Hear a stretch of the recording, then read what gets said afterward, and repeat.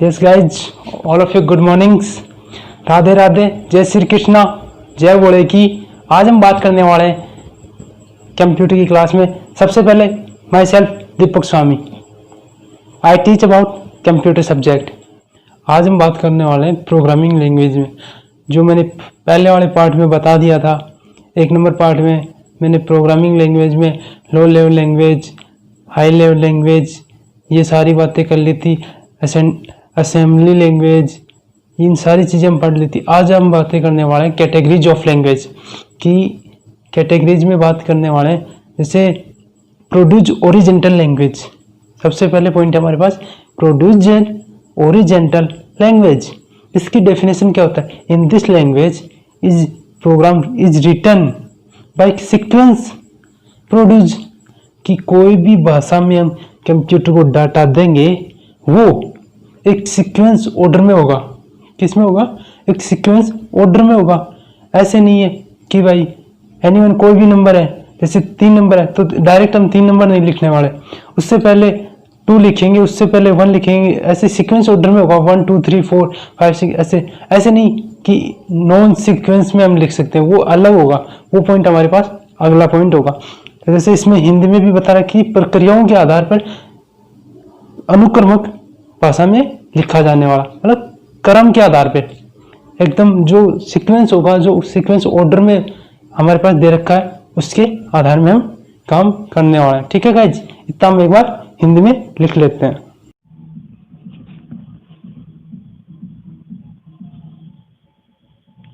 Yes guys, आज हम लिखने वाले हैं कैटेगरीज ऑफ लैंग्वेज। किसकी? Categories of language. इसमें क्या बता रखा है? Procedure horizontal language. इसके बारे में आज हम चर्चा करने वाले। इसकी डेफिनेशन क्या होती है? In language a program written as a sequence of a processor. इसके बारे में बता रखा है सीक्वेंस ऑर्डर में होगी, या किसी ऑर्डर में हमें जो भी वैल्यू दे रखी होगी उसको हम सीक्वेंस ऑर्डर में, जैसे कोई भी नंबर दे रखा है हमें, जैसे बोल दिया जाए कि 3 नंबर है तो इससे पहले 2 लिखेंगे, 1 लिखेंगे, ये सारे सीक्वेंस ऑर्डर में होंगे, तब जाके हमारा ये सीक्वेंस ऑर्डर बोला जाएगा। उसे हम प्रोसीजर ऑफ ओरिजेंटल के बारे में लिख सकते हैं। जैसे इसका हिंदी में भी देख लेते हैं। उसमें बता रखा है इस भाषा में प्रोग्राम को प्रक्रियाओं के अनुक्रमक के रूप में लिखा जाता है। किसके रूप में? प्रक्रियाओं को अनुक्रमक के रूप में लिखा जाता है। ठीक है गाइज, बात करने वाले 2 नंबर पॉइंट में। 2 नंबर पॉइंट में हमारे पास आता है नॉन प्रोड्यूसर ओरिजेंटल लैंग्वेज। कि इसमें क्या होता है? जो मैंने प्रोड्यूसर ओरिजेंटल लैंग्वेज में बताया उसके जस्ट विपरीत होगा नॉन और ओरिजेंटल लैंग्वेज। इसमें क्या होगा? In this language is written by not sequence in procedure. कि इसकी कोई सीक्वेंस नहीं होगी, जिसमें कोई क्रम ऑर्डर नहीं होगा, उसे हम बोलेंगे नॉन प्रोड्यूसर ओरिजेंटल लैंग्वेज। ठीक है गाइज, इसको हिंदी में भी देख लेते हैं। इस भाषा में प्रक्रियाओं को कार्यक्रम अनुक्रमक में नहीं लिखा जाता, कि सीक्वेंस ऑर्डर में नहीं लिखा जाएगा। एग्जाम्पल की बात करें तो एसक्यूएल का मतलब होता है स्ट्रक्चर, क्यूरी एंड लैंग्वेज। फिर है विजुअल बेसिक एक्सेट्रा, ये सारे इसी के एग्जाम्पल है। ठीक है गाइज, इतना हम एक बार लिख लेते हैं। Program is written in not sequence for procedure. कि ये नॉन प्रोड्यूसर लैंग्वेज कोई सीक्वेंस में नहीं होती, कोई ऑर्डर में नहीं होती। जैसे मैंने पहले बताया था प्रोसीजर ओरिजेंटल लैंग्वेज वो सीक्वेंस में है, और ये नॉन प्रोसीजर लैंग्वेज इसका कोई सीक्वेंस नहीं होता, इसका कोई ऑर्डर नहीं होता। ये मतलब नॉट सीक्वेंस इज प्रोड्यूस, कि इसका कोई क्रम नहीं होता। जैसे इसके एग्जांपल दे देते हैं एसक्यूएल का मतलब होता है structure, query, language, visual basic etcetera, ये सारे इसके एग्जांपल हो गए। अब हम इसको हिंदी में भी देख लेते हैं। जिसका अब हिंदी में बता रखा है कि इस भाषा में कार्यक्रमों को प्रक्रियाओं के अनुक्रमक में नहीं लिखा जाता, कि इसका कोई ऑर्डर नहीं होता।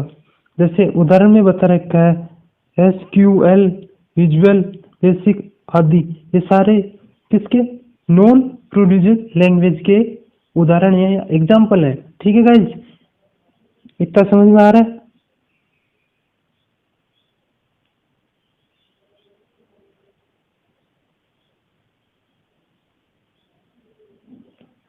अब हम बात करने वाले हैं ऑब्जेक्ट ओरिजेंटल लैंग्वेज में। किसमें? Object horizontal language. इस पॉइंट में क्या क्या बता रखा है, इसके एग्जांपल की बात करते हैं तो इसका सबसे बेस्ट एग्जांपल है जावा। जावा एक लैंग्वेज है। सी प्लस प्लस ये भी एक लैंग्वेज है। पास्कल रूबी है। ये सारे स्मॉल टास्क, ये सारे किसके एग्जांपल होंगे? ऑब्जेक्ट ओरिजेंटल लैंग्वेज के। अब हम जावा के बारे में, सी प्लस प्लस लैंग्वेज है, पास्कल रूबी है, इनफोरेंट है, ये सारी चीजें के बारे में हम डेफिनेशन में पूरे एग्जांपल कब बना, कैसे बना, ये सारी लैंग्वेज के बारे में हम अच्छी तरह से पढ़ने वाले हैं। यस गाइज, अब हमारे पास कैटेगरीज के अंदर जो पॉइंट मिल रहा है या दे रखा है वो है हमारे पास ऑब्जेक्ट ओरिजेंटल लैंग्वेज। कौन सा है? Object horizontal language. इसके एग्जांपल बता रखे हैं, जावा है, पाइथन रूबी है, स्मॉल टास्क है, क्या क्या है? जावा है, सी प्लस प्लस है, पाइथन रूबी आदि, ये सारे एग्जांपल्स कैटेगरीज में ऑब्जेक्ट ओरिजेंटल लैंग्वेज के हैं। अब हम सारी इनकी चर्चा करने वाले कि जावा क्या होता है, पाइथन रूबी क्या होती है, ये सारे इनके बारे में एक एक के बारे में पढ़ने वाले हैं। ठीक है गाइज, अब हम बात करने वाले हैं कि जावा को डेफिनेशन, इसके जितने भी पॉइंट पढ़ने वाले हैं वो हम आज करने वाले हैं। तो सबसे पहले बात करते हैं कि जावा, इस भाषा में इंटरनेट की आवश्यकता होती है। ये इंटरनेट के द्वारा ही चल पाता है। जैसे इसमें एक पॉइंट बता रखा है कि राइट वन, रीड या रन एनीवन। क्या बता रखा है? राइट वन, रीड एनीवन, कि किसी भी कंप्यूटर के अंदर, लैपटॉप के अंदर एक बार टाइप करो, उसे बार बार किसी भी कंप्यूटर में आप चला सकते हो, उसे हम बोलेंगे जावा लैंग्वेज। ये कब बनाया गया? तो it introduced by 1991 by sun Microsoft. किसके द्वारा? 1991 में सन माइक्रोसॉफ्ट के द्वारा पेश किया गया। ठीक है, 2 नंबर पॉइंट में हम बात करने वाले हैं, it is developed by James Goyal. James Goyal के द्वारा हमें विकसित किया गया या हमें दिया गया। 3 नंबर पॉइंट में बात कर लें, it is object language, object horizontal language. It is object horizontal language, ये एक ऑब्जेक्ट ओरिजेंटल भाषा है। ठीक है गाइज, यस गाइज, अब हम बात करने वाले हैं 1 नंबर पॉइंट में जावा, कि जावा क्या है। इसके सारे पॉइंट टू पॉइंट हम पढ़ने वाले हैं। तो इसमें सबसे पहले पॉइंट दे रखा है, it introduced by 1991 by sun Microsoft. ये 1991 में सन माइक्रोसॉफ्ट के द्वारा मिला या पेश किया गया। क्या बताया? ये 1991 में माइक्रोसॉफ्ट द्वारा पेश किया गया। दूसरे पॉइंट में बता रखा है, it is developed by James Goyal. क्या बता रखा है? It is developed by James Goyal. James Goyal के द्वारा विकसित किया गया। ठीक है गाइज, इसमें जैसे बात करें हम तो इसका यूज इंटरनेट बेस में होता है। किसमें होगा? Internet base. जिसे हम इंटरनेट की आवश्यकता होती है उसे जावा कहते हैं। ठीक है गाइज, इसका एक और पॉइंट हम देख लेते हैं, it is an object horizontal language. ये किसका ऑब्जेक्ट है? ओरिजेंटल लैंग्वेज का पॉइंट है। जैसे हम बात करें, ये ऑब्जेक्ट ओरिजेंटल की भाषा है। इसका मतलब क्या बता रखा है? Right one, run anywhere. किसी भी लैपटॉप के अंदर डालो, एक बार राइट करो, उसके बाद में किसी भी लैपटॉप में डाल के, किसी भी कंप्यूटर में डाल के हम रन करवा देंगे या रन करवा सकते हैं। ठीक है गाइज, एक बार सारे पॉइंट फिर से देख लेते हैं। पहला पॉइंट है, इन इंट्रोड्यूस्ड बाय 1991 बाय माइक्रोसॉफ्ट। ये 1991 तक सन माइक्रोसॉफ्ट द्वारा पेश किया गया था। It is developed by James Goyal. ये जेम्स गोयल द्वारा विकसित किया गया है। 3 नंबर पॉइंट है, इट इज सी लैंग्वेज। किसकी? सी लैंग्वेज। कि सी लैंग्वेज क्या होती है, इसके बारे में हम चर्चा करने वाले। कब आया, कहाँ पे मिला, कौन सी लैब में आया, ये सारी बातें हम आपके साथ शेयर करने वाले। सबसे पहले हम बात करते हैं कि C language. C language middle level language है जो developed by Dennis M Ritchie के द्वारा बेल लैब में 1972 में दी गई।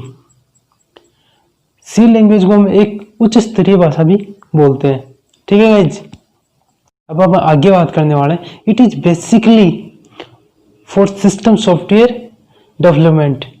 ये एक मूल रूप से सिस्टम सॉफ्टवेयर विकास के लिए उपयोग किया गया। ठीक है गाइज, अब हम लिख लेते हैं। अब हम बात करने वाले हैं 2 नंबर पॉइंट में सी लैंग्वेज की। किसकी? सी लैंग्वेज की। सी लैंग्वेज में क्या बता रखा है? C is a middle level language. क्या है? मध्य स्तर की भाषा है। Developed by Dennis M Ritchie at Bell lab में इन 1792। क्या बता रखा है कि सी लैंग्वेज एक मध्य स्तर की भाषा है जिसे डेवलप्ड डेनी एम रिचिन के द्वारा किया गया। कहाँ पे?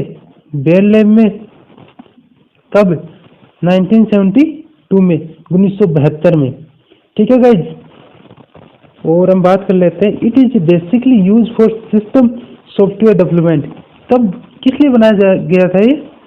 कि सिस्टम सॉफ्टवेयर को डेवलप करने के लिए, सिस्टम सॉफ्टवेयर को बनाने के लिए, तैयार करने के लिए सी लैंग्वेज का यूज किया गया है। हम इसका हिंदी में भी देख लेते हैं। सी एक मध्य स्तर की भाषा है। किसकी? मध्य स्तर की भाषा, जिसको विकसित 1972 में बेल लैब में डेनिस एम रिची द्वारा किया गया था। मूल रूप से सिस्टम सॉफ्टवेयर के विकास के लिए उपयोग किया गया था। किसका विकास के लिए? सिस्टम सॉफ्टवेयर के विकास के लिए उपयोग किया गया था। इसको हम उच्च स्तरीय भाषा भी बोल सकते हैं, हाई लेवल भाषा भी बोल सकते हैं। एक होता है UNIX, ये भी एक भाषा का सी लैंग्वेज का डेवलप किया गया था। ये भी एक क्या है कि सी लैंग्वेज में ही डेवलप किया गया एक भाषा का रूप है। ठीक है गाइज, पॉइंट होगा फॉरंट। फॉरंट का अर्थ होता है, मीनिंग होता है फॉर्मूला ट्रांसलेट। क्या होगा? Formula translate. कि ये कब डेवलप्ड हुआ, कब इसकी सन क्या है, इसकी डेट क्या है, ये सारी चीज़ें किस साइंटिस्ट ने बनाया, ये सारी चीज़ें हम पढ़ने वाले हैं। तो ये डेवलप्ड बाई जॉन्स बेकस द्वारा, या जॉन्स बेकस ने डेवलप किया। कब? 1950 में, 1950 में। साइंटिफिक एप्लीकेशन की वैज्ञानिकों को या वैज्ञानिक के लिए दिया गया। कब? 1950 में। इसका सबसे ज़्यादा उपयोग 1957 में, 1957 में इसका सबसे ज़्यादा यूज किया गया था। ठीक है गाइज,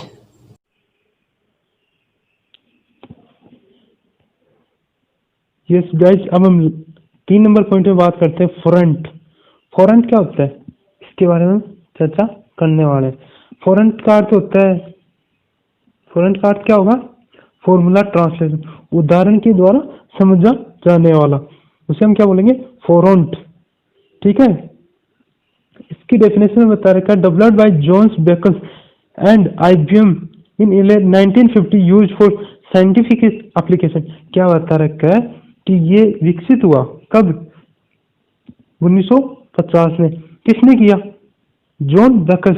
किस कंपनी के द्वारा मिला? IBM कंपनी के द्वारा। किस लिए? ये साइंटिफिक एप्लीकेशन का मतलब होता है कि वैज्ञानिकों को दिया गया। ठीक है गाइज, इसका हम हिंदी में भी देख लेते हैं।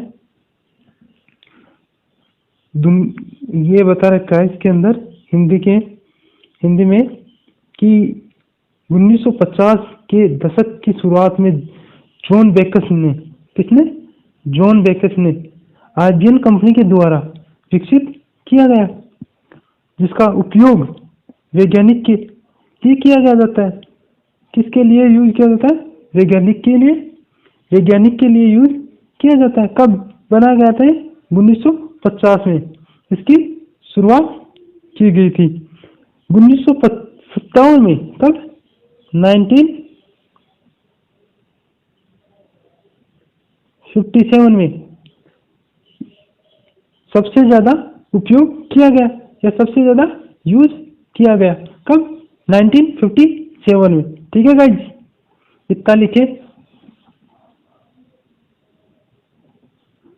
प्रोग्रामिंग के बारे में हमने 2 क्लासें कर ली है, एक आज की और एक क्लास हमने पहले कर ली। अब आगे प्रोग्रामिंग लैंग्वेज के बारे में आगे जो क्लास होगी उसमें आपको और बताया जाएगा।